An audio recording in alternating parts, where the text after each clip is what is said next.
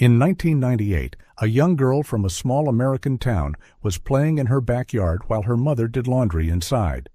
But when she went to check on her daughter just minutes later, she had vanished without a trace.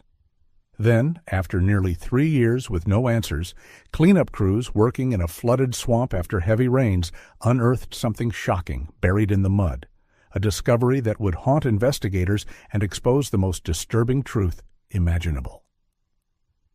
The morning sun filtered through Sarah Whitmore's kitchen window, casting warm rays across the counter where she cracked eggs into a bowl. The rhythmic whisking filled the quiet house, a house that had been too quiet for 3 years now. At 42, Sarah had learned to navigate the silence, but mornings were still the hardest. Emma had always been an early riser, bouncing into the kitchen with her blonde curls wild from sleep, demanding pancakes shaped like butterflies. The phone's shrill ring shattered her thoughts. Sarah glanced at the clock. 7:23 a.m. Too early for casual calls. Her hand hesitated over the receiver before lifting it. Sarah Whitmore? The voice was professional, careful. Yes? This is Detective Carl Morrison from the Pine Ridge Police Department. I'm sorry to call so early, but we need you to come down to Blackwater Swamp. Sarah's grip tightened on the phone. Blackwater Swamp was 15 miles outside their small Oregon town, a place of dense wetlands and twisted trees that locals avoided. What's this about? Ma'am, our volunteer cleanup crews have been working the flood zones after last week's heavy rains. They found something. A pause. We believe it might be connected to Emma's case. The bowl slipped from Sarah's other hand, eggs splattering across the linoleum. You found her? We found remains, small remains. I'd rather not discuss details over the phone, but we need you to come identify some items. Sarah's legs gave out. She sank onto the kitchen stool, her free hand gripping the counter's edge. I'll be there in 20 minutes. Mrs. Whitmore, I want to prepare you. This will be difficult. Do you have someone who can drive you? I'll manage. Her voice came out stronger than she felt. After hanging up, Sarah stood motionless in her kitchen, egg dripping down the cabinet face. 3 years of searching, of hoping, of jumping every time the phone rang. And now this. She moved mechanically to the drawer where she kept Emma's file, the worn manila folder she'd assembled with copies of police reports, photos, newspaper clippings. Her hands shook as she grabbed her keys from the hook by the door. The drive to Blackwater Swamp stretched endlessly. Pine Ridge's familiar streets gave way to rural highway, then to the narrow access road that wound through Oregon's dense coastal forest.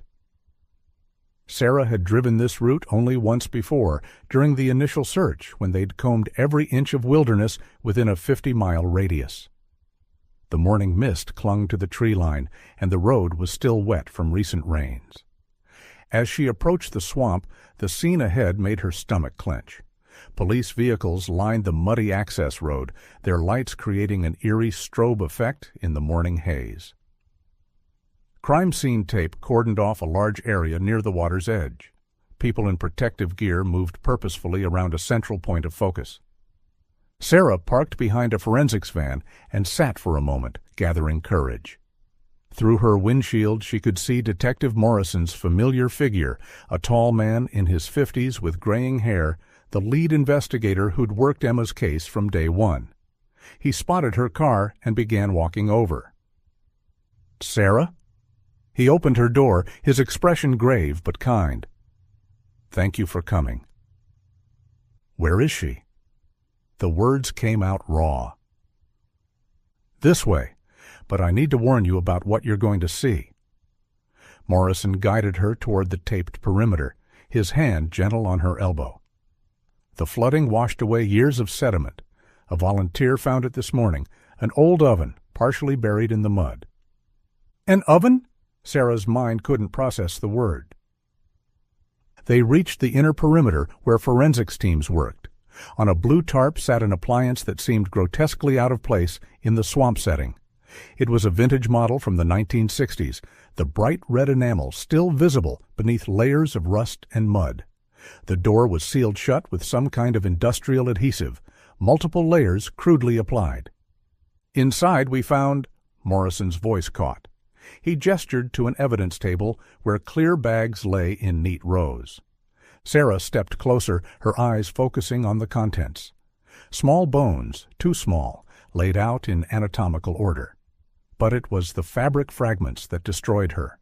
Pieces of velvet fused to metal, scorched but still recognizable.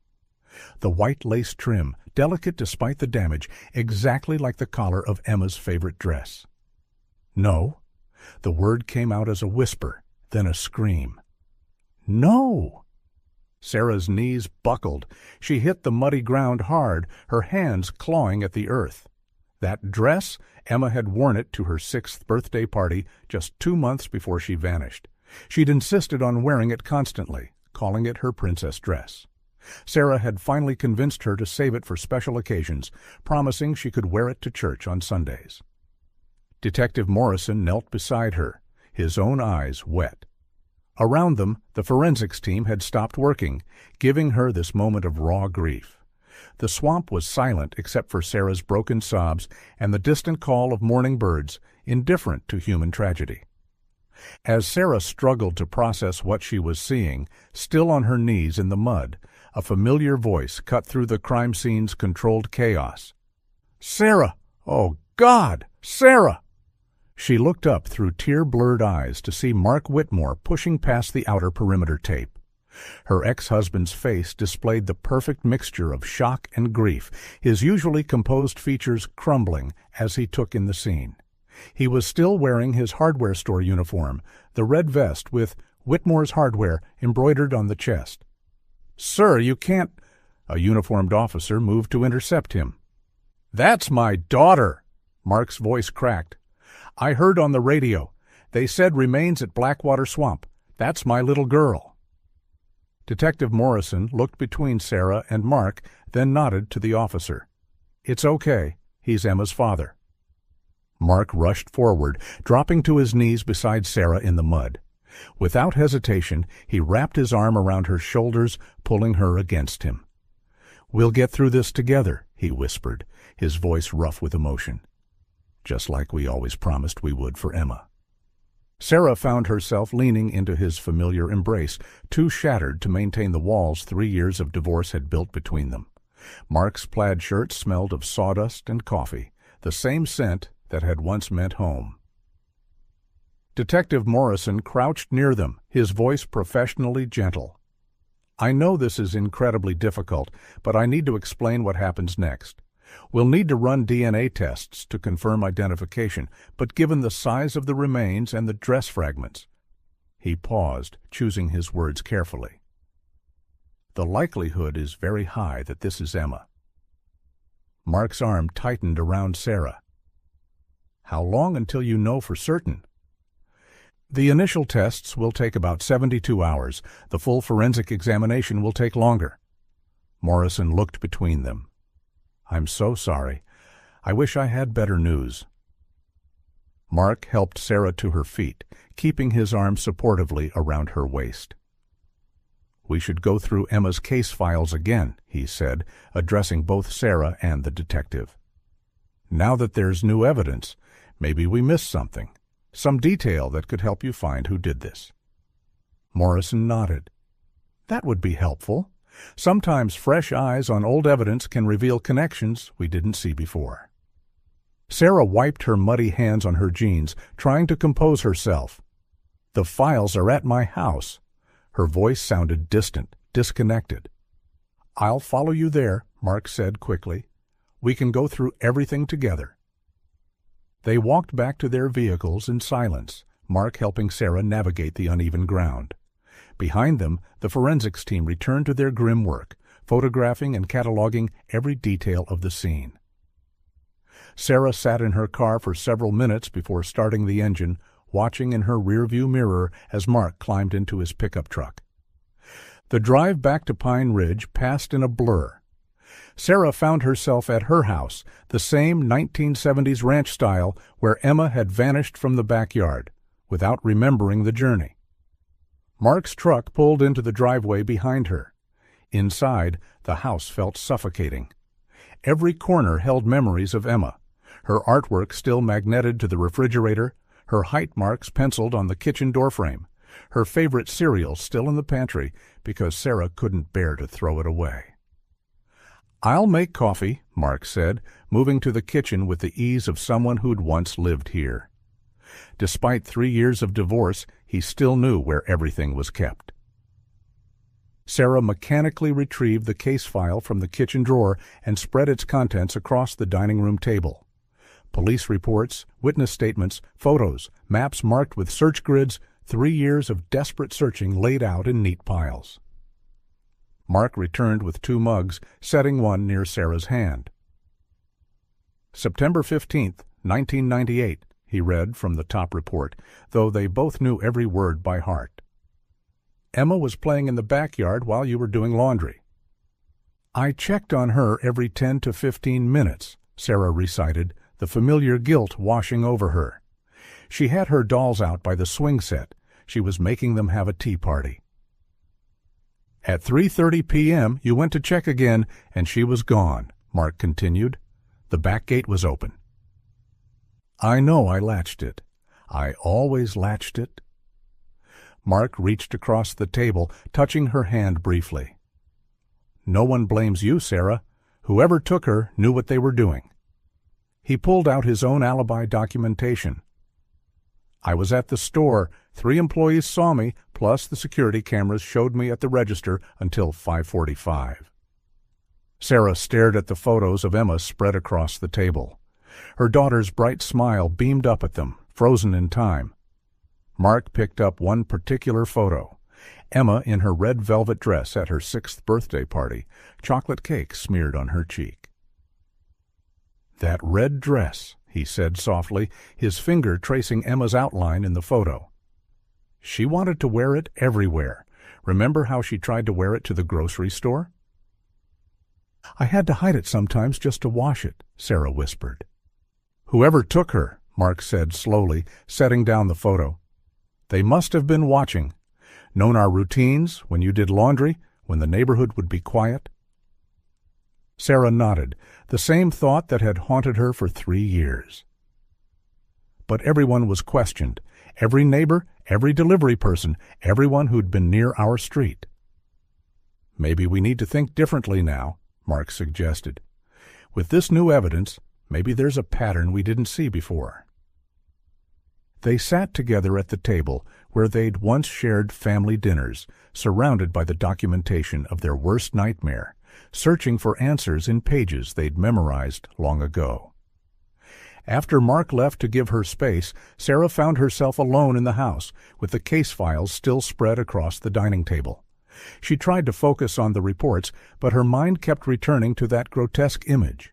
The red oven sitting on the blue tarp, sealed shut with layers of adhesive like some kind of monstrous cocoon. Something about it nagged at her, beyond the obvious horror. The color, maybe? Or the style? She'd seen ovens like that before. But where? Sarah picked up her phone and dialed Detective Morrison's direct line. He answered on the second ring. "Morrison here." "Detective, it's Sarah Whitmore. I need to ask you something about the oven." "Of course. What do you need to know?" "Could you send me photos of it? Close-ups, if you have them. Something about it feels familiar." There was a pause. "Familiar how?" "I don't know exactly. Maybe it's just my mind trying to make connections, but I'd like to study it more carefully." "I can email you the preliminary photos we took at the scene. Give me about 10 minutes. Sarah powered up her laptop, a bulky Dell that took forever to boot. While waiting, she cleared a space on the dining table, pushing aside the papers she and Mark had been reviewing. The email notification chimed, and she opened Morrison's message to find 6 high-resolution photographs. The oven filled her screen in vivid detail. Despite the mud and rust, the distinctive cherry-red enamel was still vibrant in places. The chrome handles were Art Deco in style, with elegant curves that marked it as a premium model from decades past. She zoomed in on the manufacturer's plate. Westinghouse, though the model number was partially obscured by corrosion. Sarah printed the photos on her inkjet printer, the colors coming out slightly off, but clear enough. She studied them spread across the table, that nagging familiarity still tugging at her consciousness. The red was so specific, not fire engine red or burgundy, but something in between, almost candy apple in tone. Making a decision, she grabbed the photos and her purse. There were several appliance stores in Pine Ridge, including vintage specialty shops that catered to the town's historic district. Her first stop was Modern Appliance on Main Street. The young salesman looked at the photos with polite interest, but shook his head. "That's way before my time, ma'am. Maybe try Retro Kitchen down on Oak?" Retro Kitchen's owner, a woman in her 40s, recognized the style, but not the specific model. "Definitely 1960s, she said, examining the photos under a magnifying glass.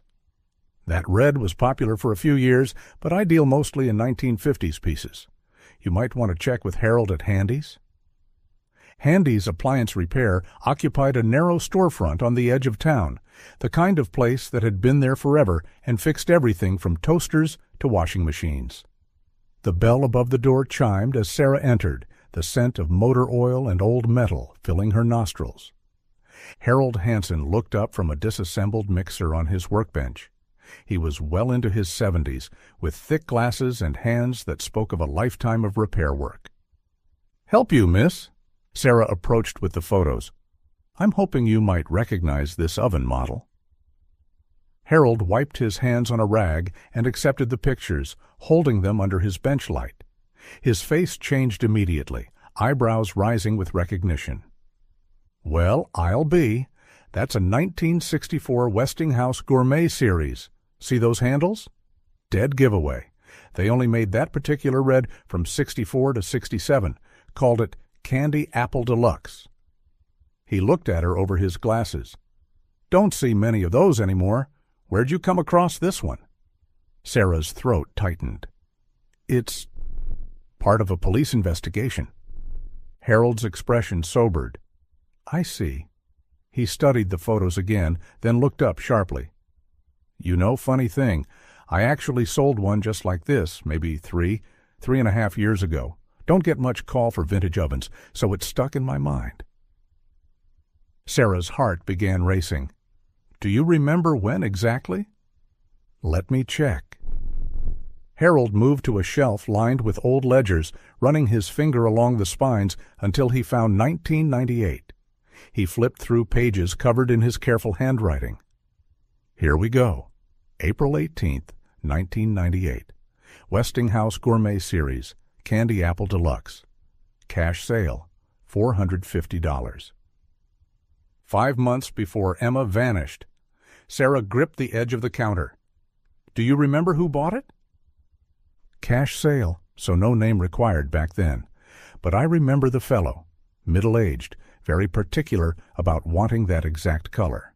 Said it would match his kitchen perfectly." Harold adjusted his glasses, thinking.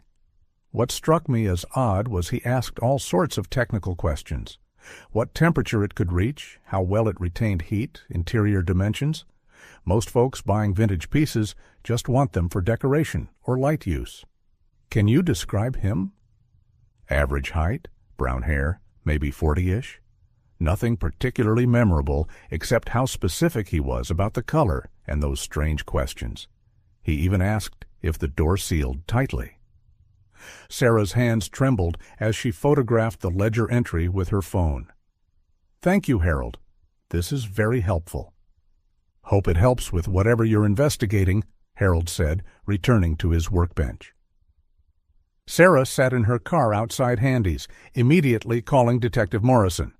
He listened without interrupting as she relayed Harold's information. "Interesting timing," Morrison said when she finished. "But Sarah, you have to understand, thousands of people own vintage appliances. This could be purely coincidental." 5 months before Emma disappeared? Someone asking about heat retention and door seals? Sarah's frustration bled through. Doesn't that seem significant? "I'm not dismissing it. We'll add it to the file. cross-reference appliance sales with our suspect lists, but without a name or better description, it's not enough to go on. Sarah knew he was right, but the timing unsettled her deeply. Someone had bought that exact model of oven 5 months before Emma vanished. Someone who cared about temperature and tight seals. The implications made her stomach turn.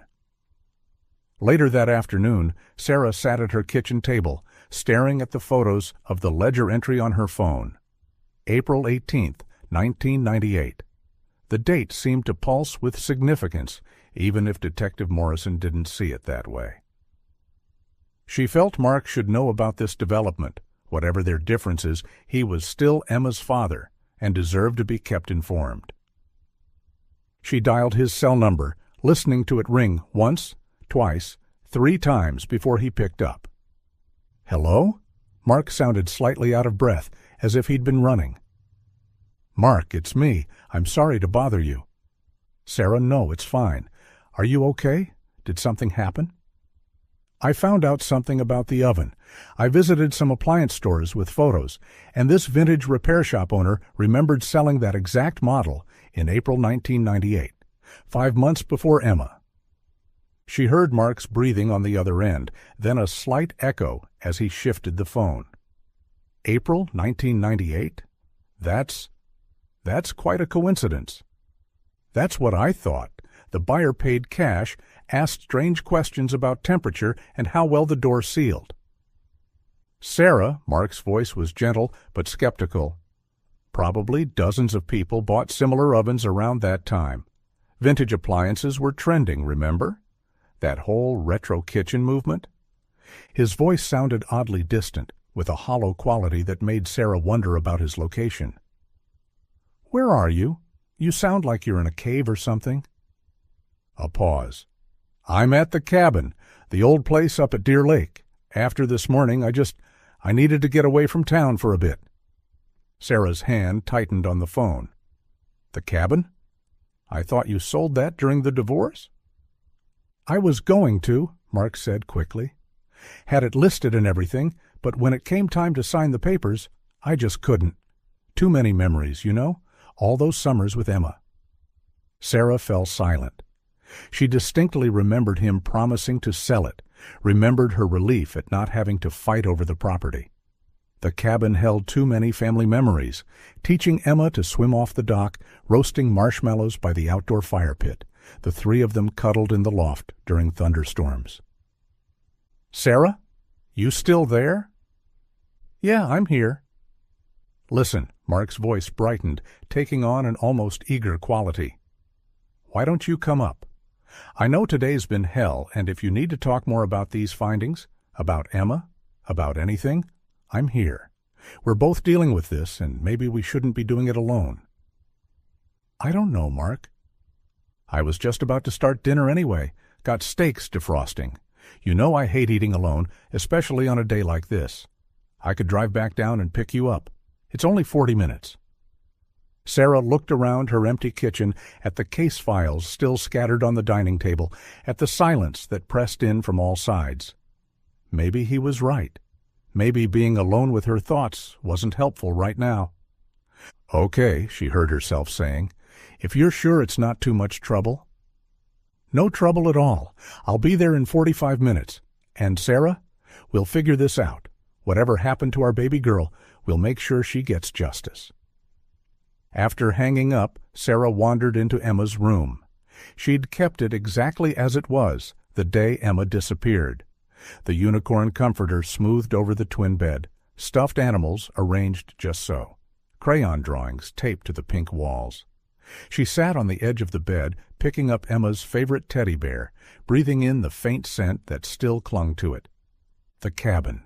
She hadn't thought about it in months, had pushed those memories into a locked box in her mind. They'd bought it the year Emma was born, a rustic but charming place where they could escape Mark's demanding work schedule. Those early years had been good. Mark seemed to relax there, became the father Emma deserved. He taught her to fish with infinite patience, built her a fairy house in the woods, read her stories by the fireplace. But as his hardware business grew, the cabin trips became less frequent. Work always interfered. Emma would pack her little suitcase and wait by the door, only to have Mark call and cancel. "Next weekend, Princess," he'd promise, but next weekend never seemed to come. Sarah fingered the bear's worn fur, remembering the fight that finally ended their marriage. Emma's 5th birthday party, Mark had promised to leave work early to be there for the cake. Instead, he'd arrived after all the guests had gone, Emma asleep on the couch in her party dress, dried tears on her cheeks. "Why doesn't Daddy love me?" she'd asked earlier, and Sarah had no good answer. The divorce had been swift and relatively civil. Mark didn't fight for custody. He knew his work schedule made it impossible. He'd agreed to sell the cabin, or so she'd thought. Now she wondered why he'd kept it. Sentiment? Stubbornness? Or just another promise he'd broken? A horn honked outside. Sarah looked out Emma's window to see Mark's pickup in the driveway. She placed the teddy bear back on the bed, grabbed her purse, and locked the house behind her. Mark stepped out to open the passenger door for her, a gesture from their early dating days. He looked tired, stress lines deeper around his eyes, but he managed a small smile. "Thanks for coming," he said as she climbed in. "I know things are complicated between us, but today we need to be Emma's parents first." Sarah nodded, buckling her seatbelt. As they pulled away from the house, she noticed Mark's hands gripping the steering wheel tighter than necessary, a nervous energy radiating from him. She attributed it to the day's emotional trauma. They were both barely holding it together. The truck smelled of pine air freshener and coffee, with something else underneath, a chemical smell she couldn't quite place. Mark turned on the radio, finding a classic rock station, filling the space where conversation should be. "The cabin's in good shape," he offered as they left Pine Ridge behind. "I've been fixing it up on weekends. Helps me think, you know, working with my hands." Sarah watched the familiar landmarks pass by, each one laden with memories of happier times, when they were a family, when Emma was alive and safe, and their biggest worry was which bedtime story to read. The drive to the cabin took them away from Pine Ridge's suburban streets and into the dense Oregon wilderness. Mark navigated the winding forest roads with practiced ease, the truck's headlights cutting through the gathering dusk. Tall Douglas firs pressed in on both sides, their branches creating a canopy that blocked out the fading daylight. "Remember the first time we brought Emma up here?" Mark said, his voice softer than it had been all day. "She was only 3, kept asking if bears lived in the trees." Despite everything, Sarah found herself smiling slightly. "She made you check under the cabin for bear caves." "With a flashlight and everything," Mark chuckled, and then she decided she wanted to be friends with any bears we found. The familiar rhythm of shared memories eased some of the day's sharp edges. Mark continued talking, his hands relaxing on the steering wheel as he recalled Emma's adventures at the lake. "That first sunfish she caught? God, you'd have thought she'd landed a whale. Insisted we take 50 pictures of her holding it."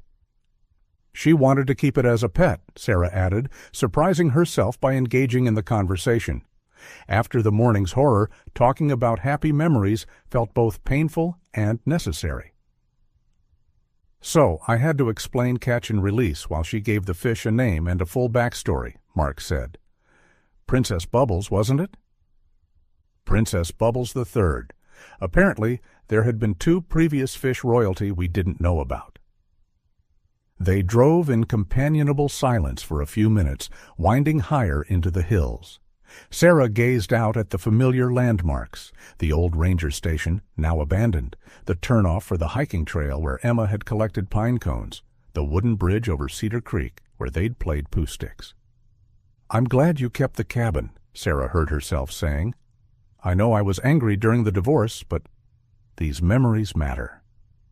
Mark glanced at her, something unreadable in his expression. "It's the only place that still feels like she's alive, you know? Like she might come running through the door any minute with a jar full of salamanders."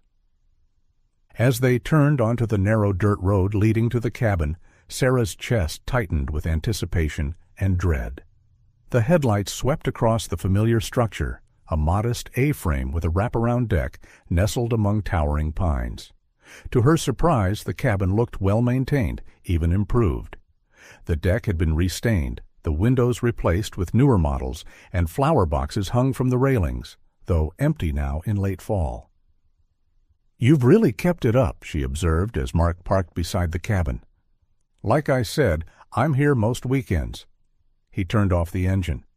"Started as just maintenance, but then I kind of got carried away. New roof last year, updated the kitchen." He trailed off, perhaps realizing he was rambling. Inside, the cabin smelled of pine wood and lemon cleaning products. Mark flicked on the lights, illuminating a space that was both achingly familiar and subtly different. The furniture was the same. The overstuffed couch where they'd watched movies, the rustic dining table Mark had built himself. But everything seemed freshly cleaned and organized. "Make yourself at home," Mark said, heading to the kitchen. "I'll get dinner started. Steaks okay?" "Sure," Sarah replied absently, already drawn to explore the space. She ran her fingers along the bookshelf, heart clenching at the sight of Emma's picture books still lined up on the bottom shelf. "Good night, Moon," "Where the Wild Things Are," "The Velveteen Rabbit," all their bedtime favorites. On the wall, Emma's tiny fishing rod hung on the same wooden pegs, a child-sized life jacket beside it. The living room walls displayed photos she remembered, their family at the lake, Emma's first camping trip, the three of them on the deck during a spectacular sunset. But there were also newer additions, photos of Emma she recognized from their house, ones Mark must have copied and framed after the divorce. "Bathroom's where it always was," Mark called from the kitchen, "though I updated the fixtures." Sarah walked down the short hallway, memories flooding back with each step. The bathroom was indeed updated with new tiles and modern fixtures, but the clawfoot tub Emma had loved remained. Sarah used the facilities and washed her hands, trying to compose herself for dinner. The garage entrance was just past the bathroom. Sarah pushed open the door, intending to just glance at Mark's weekend project space.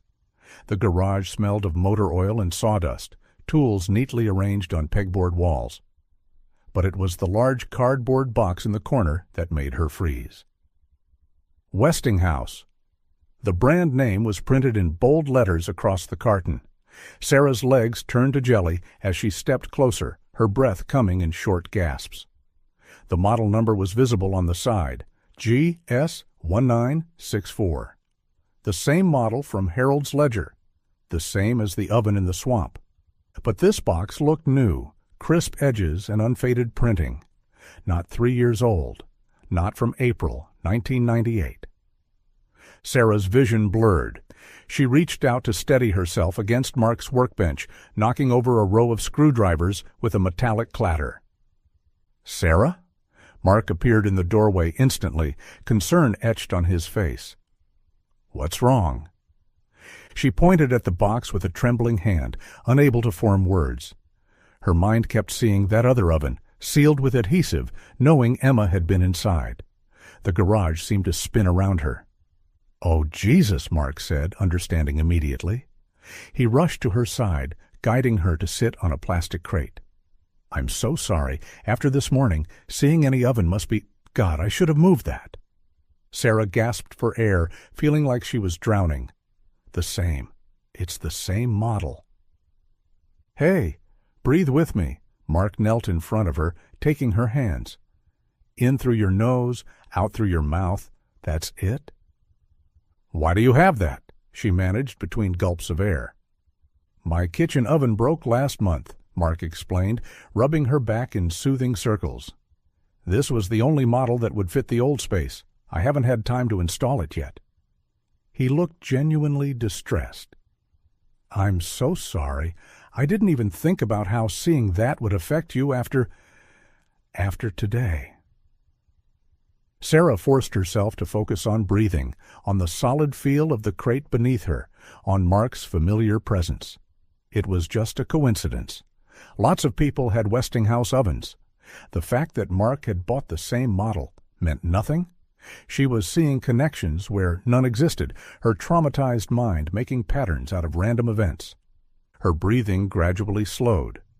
As her vision cleared, she noticed the stack of beer six-packs against the far wall, at least a dozen cases of Coors. "Planning quite a party?" she asked weakly, desperate to think about anything except ovens. Mark followed her gaze and gave a nervous laugh.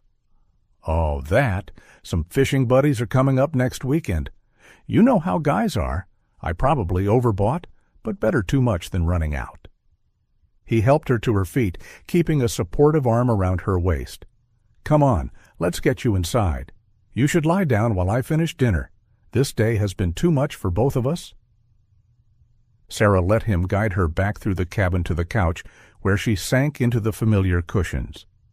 Mark brought her a glass of water and a blanket, fussing over her with a tenderness that reminded her of better times.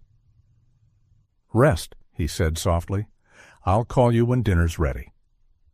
During dinner, Sarah picked at her steak, while Mark worked his way through his second beer before the meal was even half finished. The dining table, the same one where they'd shared countless family meals, now felt like a barrier between them rather than a gathering place.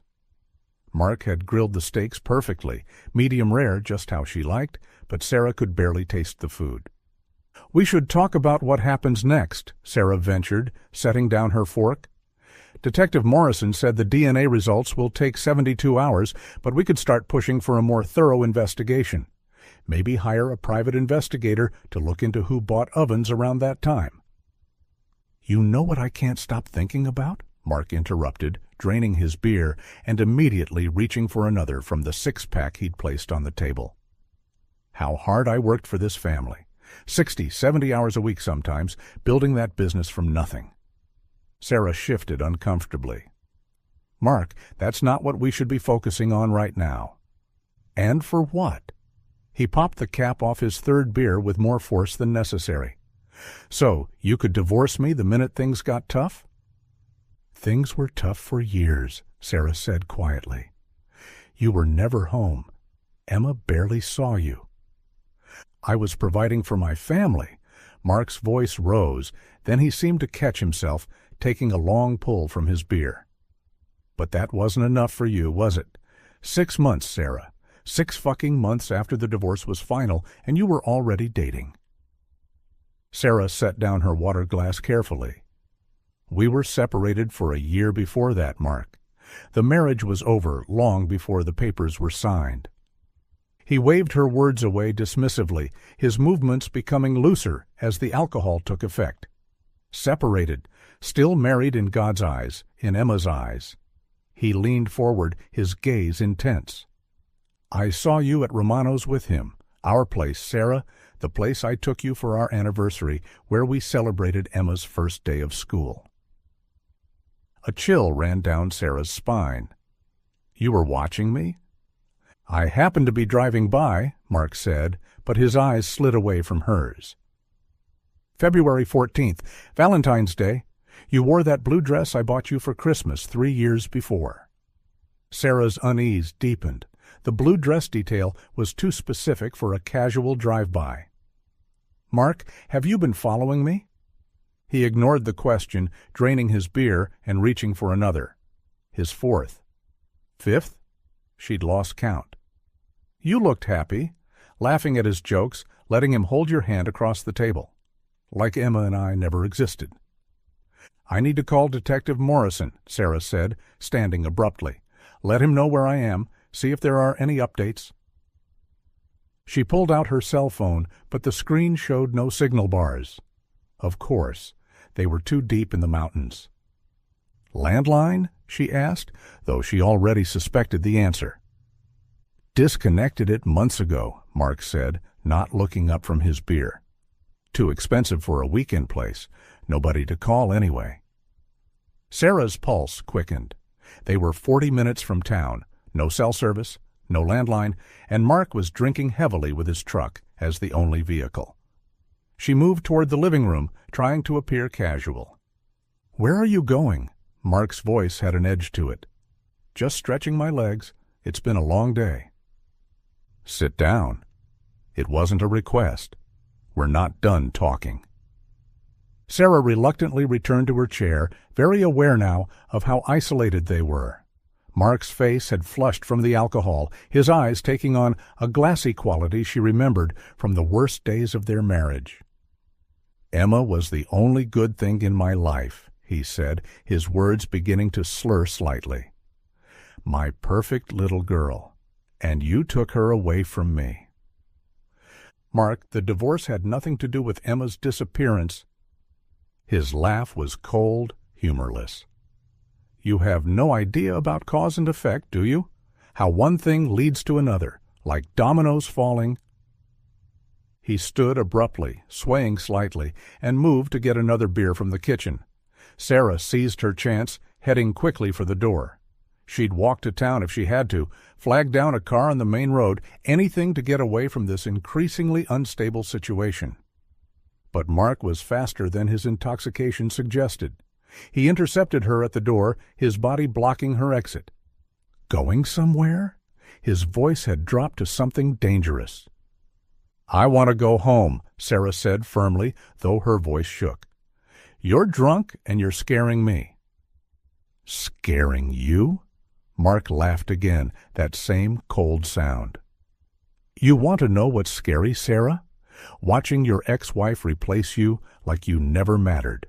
Watching her laugh and smile while your daughter asks every day why Mommy doesn't love us anymore." "Let me leave, Mark." Sarah tried to sidestep him, but he grabbed her arm, his grip painful. "You want to know about coincidences?" His mask finally dropped completely, and Sarah saw something in his eyes that made her stomach drop. Not just anger, but something darker, more calculated. "That oven in my garage? I bought it last month to replace the one I put Emma in." The words didn't make sense at first. Sarah's mind refused to process them. "What?" "Couldn't have an empty space in my kitchen," Mark continued, his grip tightening. "People would notice, ask questions. Where's your oven, Mark? Why's there a gap in your counter?" "No." The word came out as a whisper. "No, you were at work. The cameras—" "I was at work when she disappeared from the yard," Mark agreed. "But she didn't disappear, did she? Not really. I kept her down there for 3 years while you were out dating, replacing us."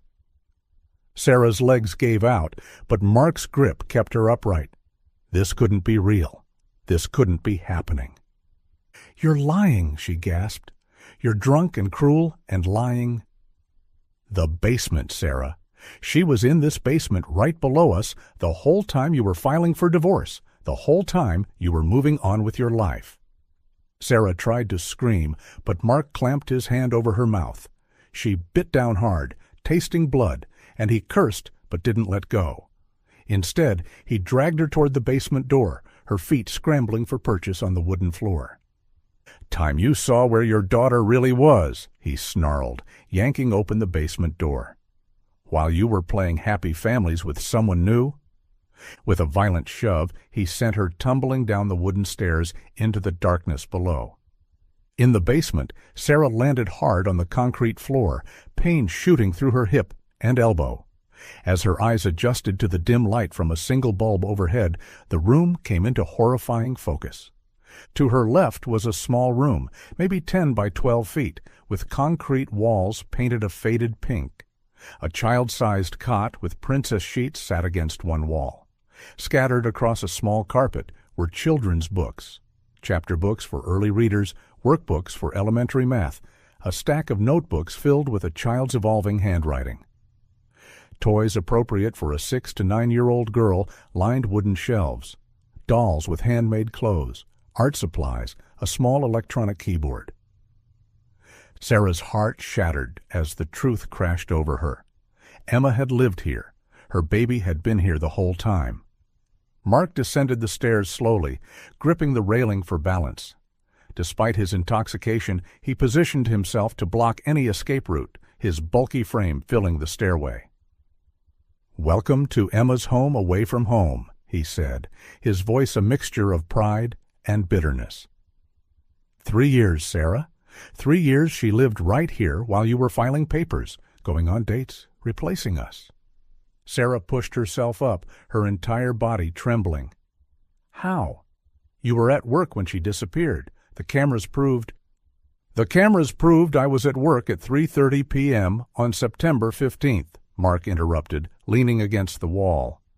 They didn't show me taking my lunch break at noon, driving home, waiting in the garage.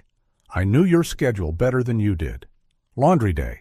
You always started a load right after lunch, stayed inside for at least 30 minutes for the wash cycle. Sarah's mind reeled, trying to reconcile this monster with the man she'd married, who'd held their daughter in the delivery room, who'd cried at Emma's first steps. I'd been planning since the day you filed those papers, Mark continued, his words flowing like poison.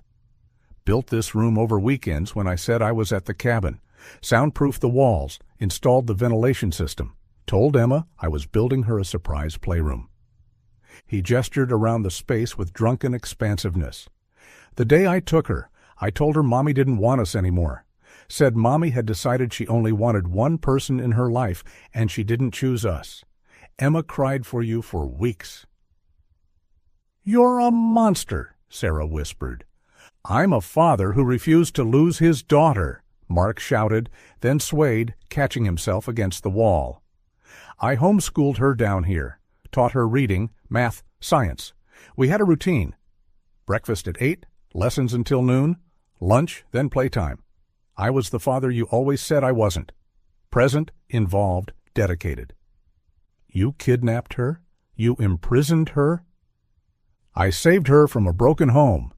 Mark's face contorted with rage and pain. But she never stopped asking for you, every single day. When can I see Mommy? I want to go home. I told her this was home now, but she was stubborn, just like you. Sarah noticed a crude calendar on the wall, days marked off in crayon. 3 years of marked days. Her knees nearly buckled. At first she tried to run whenever I opened the door, Mark continued, his voice becoming almost conversational in its horror. So I had to be careful, keep the basement door locked from outside, but she got clever as she got older. Started hiding behind the door, trying to squeeze past me. By the time she turned 9, she was getting too smart, too strong. His voice cracked, and Sarah saw tears mixing with the alcoholic flush on his face. She started threatening to hurt herself if I didn't take her home, said she'd stop eating, said she'd find ways to make me sorry. My little girl, my sweet Emma, talking about hurting herself because she wanted to leave me. Because you were keeping her prisoner, Sarah screamed. Because you poisoned her against me, Mark roared back. Even down here, even after 3 years, she loved you more. It was always Mommy this and Mommy that, and Mommy would let me, and Mommy's looking for me. He stumbled to a small refrigerator in the corner, pulling out another beer from what looked like an endless supply. Sarah's eyes frantically searched for another exit, a weapon, anything.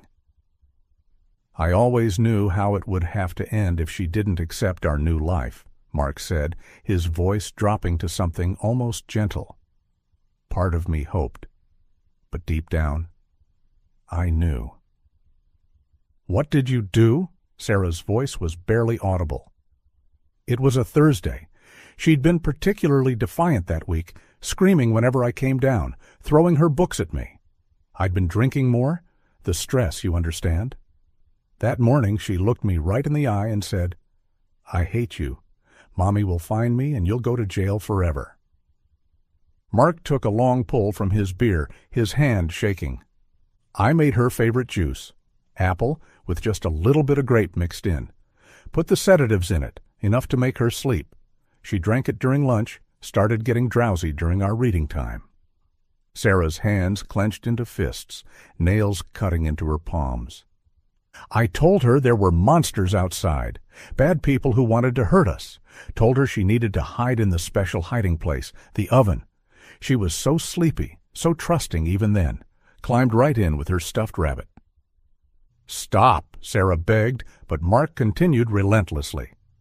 I turned the heat up slowly, put a chair against the door so she couldn't push it open if she woke up. She never woke up, Sarah. The sedatives made sure of that. Carbon monoxide got her before the heat.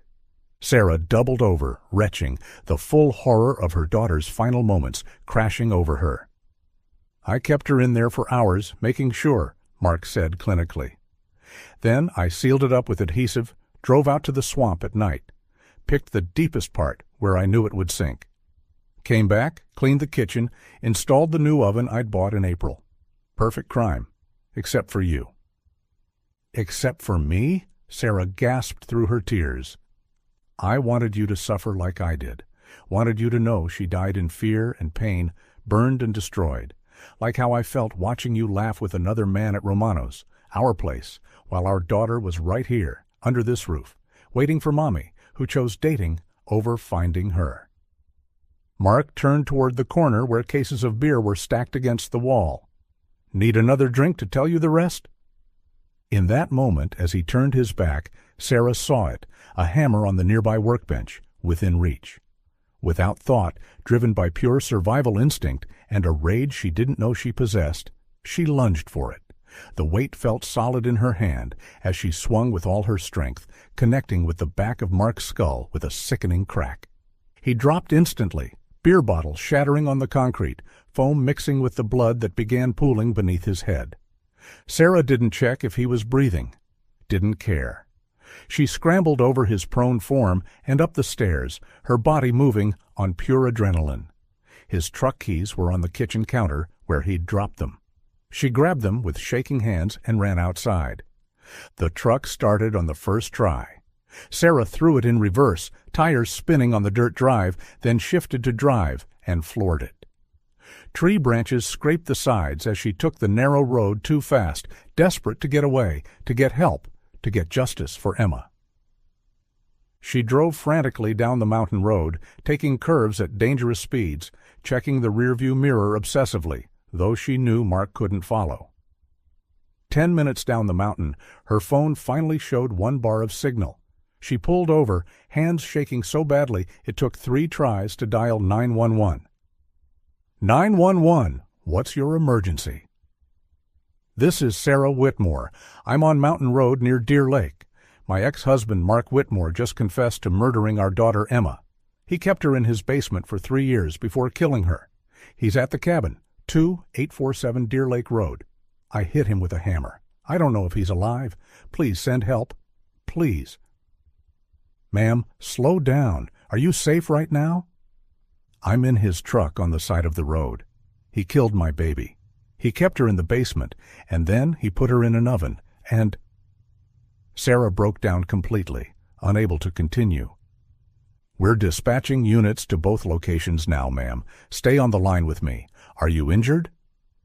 Through her sobs, Sarah managed to give the dispatcher the crucial details: Mark's confession, the basement prison, the location of the cabin. She stayed on the line as instructed, sitting in the truck on the dark mountain road, finally knowing the truth that would haunt her forever. Police units arrived at the cabin within 20 minutes of Sarah's call, their sirens echoing through the mountain darkness. The first officers found Mark Whitmore unconscious in the basement, blood pooling beneath his head from a severe wound.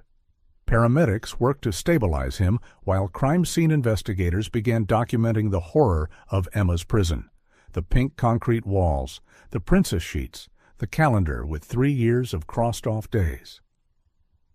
At the Pine Ridge police station, Sarah sat in an interview room wrapped in a blanket someone had given her, though she couldn't stop shaking. Detective Morrison sat across from her, his weathered face showing the strain of the revelations. "Take your time," he said gently. "I know this is impossibly difficult, but we need every detail." Sarah recounted everything: the dinner, Mark's drinking, his escalating aggression, and finally his terrible confession. Her voice broke repeatedly, but she forced herself to continue, to speak Emma's truth into the official record. "He said he kept her for 3 years, she whispered. 3 years, while I searched, while I begged you to find her. She was right there." Through the interview room's window, she could see increased activity in the station. Officers coming and going, evidence bags being logged, the controlled chaos of a major case breaking open. "Sarah, I need to step out for a moment," Detective Morrison said after 2 hours. "Mark's conscious and talking. I'll update you as soon as I can." Alone in the room, Sarah stared at her hands, the same hands that had pushed Emma on the swings, braided her hair, held her during thunderstorms, the same hands that had swung the hammer to save her own life. Detective Morrison returned an hour later, his expression grim. "He's confessing to everything. We've got it all on tape." He sat down heavily, opening a notebook. "According to Mark, his drinking started escalating when your marriage began deteriorating. He said he used alcohol to cope with what he called your constant complaints about his work hours. After you filed for divorce, his consumption increased dramatically, a 12-pack or more daily." Sarah closed her eyes, remembering the smell of beer on his breath during their final months together. "He admits to stalking you after the separation," Morrison continued. "We found journals at the cabin documenting your movements, your daily routines, who you talk to, photos of you taken without your knowledge. The entries become increasingly erratic and hostile as his alcoholism worsened." "The restaurant," Sarah said quietly. "He mentioned seeing me at Romano's." Morrison nodded. "February 14th, 1999. You were there with David Carlson from your book club. Mark wrote 10 pages about that night. He considered it, and I'm quoting here, the ultimate betrayal of our family. He said seeing you at Emma's favorite restaurant with another man was when he decided you needed to be punished." Sarah's stomach turned. He planned it all. Methodically. He built the basement room over a period of months, telling people he was renovating the cabin, soundproofed the walls, installed locks that could only be opened from outside. During his visitation weekends with Emma, he groomed her to trust him completely, told her he was preparing a special surprise. Morrison flipped pages in his notebook. The kidnapping itself was carefully timed. He knew you did laundry every Monday after lunch, that you'd be inside for at least 30 minutes. He took his lunch break, drove home, waited in the garage. When Emma came near the back gate, he called her over, told her Mommy said she could come for a special daddy-daughter day. "She went willingly," Sarah said, tears streaming down her face. She trusted him. He drove her straight to the cabin, told her you didn't want them anymore, that you'd chosen a new life without them. He kept her in that basement for exactly 3 years, homeschooling her, controlling every aspect of her life. The beer cans we found, hundreds of them throughout the cabin, indicate he was drinking constantly during those years. Morrison paused, clearly struggling with the next part. He says Emma never stopped asking for you, never stopped trying to escape. As she got older and stronger, he knew he was losing control. The end came when she was 9. She'd become defiant, threatening to hurt herself if he didn't let her go home. "He gave her sedatives in apple juice," Sarah whispered. "The medical examiner has confirmed cause of death as carbon monoxide poisoning. The sedatives ensured she was unconscious. She didn't suffer, Sarah. That's the one mercy in all this." Sarah nodded, unable to speak. "We found his research on his computer," Morrison continued. "Searches about body disposal, about psychological torture. He wanted the oven specifically because he knew how the discovery would affect you. He wrote about wanting you to picture her final moments, to suffer as he believed he was suffering." "What charges?" Sarah managed to ask. "Kidnapping, false imprisonment, murder in the first degree. With his confession and the physical evidence, he'll never see freedom again. During the interrogation, he alternated between sobbing about how much he loved Emma and raging about your betrayal. He shows no genuine remorse, only self-pity and anger that his plan ultimately failed." Morrison reached across the table, placing a paternal hand over Sarah's. "I'm so sorry we didn't find her in time. 3 years she was alive, and we failed her." "We all failed her," Sarah said quietly. A knock interrupted them. An officer entered. "Detective, the media's gathering outside." "They'll want a statement." Sarah stood on unsteady legs. "I'll speak to them. Other families need to know, need to understand that sometimes the danger isn't a stranger." The statement was brief, Sarah standing before the cameras with Detective Morrison beside her. She spoke about seeking justice for Emma, about supporting other families of missing children, about the importance of never giving up hope, even when that hope led to devastating truth. Back inside the station, Morrison walked her to a quiet room away from the chaos. "We'll have victim support services contact you immediately. Counseling, legal advocacy, whatever you need to get through this. We'll be with you every step of the way through the trial. Mark will spend the rest of his life behind bars for what he did to Emma." Sarah nodded numbly. "Thank you." "Do you have someone who can be with you tonight? You shouldn't be alone."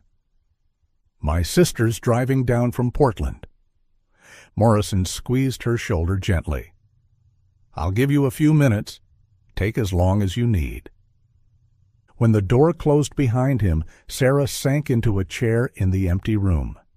The silence pressed in on her, the weight of everything crushing her chest. Her baby had been alive for 3 years, while she'd mourned her as dead. 3 years of birthdays, Christmases, bedtimes, all spent in a basement prison while Sarah searched everywhere but the one place she'd never thought to look. She pressed her hands to her face, speaking silently through her tears. "Emma, baby, I'm so sorry. I'm sorry I didn't find you. I'm sorry I didn't know. But I promise you, my sweet girl, I promise he'll pay for what he did. I'll fight to make sure he never hurts anyone again.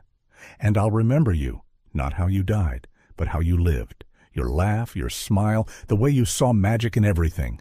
I'll carry you with me always, my precious daughter. Always." The room held her words, her promise, her broken heart. Outside, the business of justice continued, but in that moment, Sarah Whitmore sat alone with her grief and her memories of a little girl in a red velvet dress who had loved her unconditionally, even in the darkness.